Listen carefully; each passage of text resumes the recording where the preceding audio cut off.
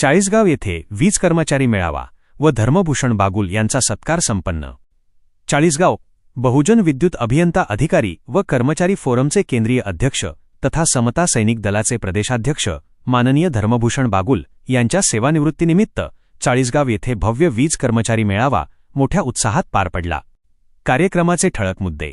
उद्घाटन महावितरणचे संचालक मानव संसाधन माननीय राजेंद्र पवार यांच्या हस्ते मेळाव्याचे उद्घाटन झाले। प्रमुख उपस्थिती आमदार मंगेशदादा चव्हाण, मुख्य अभियंता इब्राहिम मुलानी, माजी आमदार साहेबरावजी घोडे, राष्ट्रीय अध्यक्ष अशोक खनाडे, ओबीसी नेते किसनराव जोरवेकर, डॉक्टर विनोद कोतकर, अधीक्षक अभियंता सायस दराडे, विनोद पाटील, नितीन घुमरे यांच्यासह राजकीय, सामाजिक आणि प्रशासकीय क्षेत्रातील अनेक दिग्गज मान्यवर उपस्थित होते। अध्यक्षपद बहुजन फोरमचे मुख्य संघटक भगवान नाईक, नागपूर यांनी कार्यक्रमाचे अध्यक्षपद भूषवले। यावेळी उपस्थित मान्यवरांनी धर्मभूषण बागुल यांच्या कार्याचा गौरव करत त्यांना पुढील वाटचालीस शुभेच्छा दिल्या। कार्यक्रमाचे सूत्रसंचालन विजय सोनवणे व बापूराव पवार गुरुजी यांनी केले।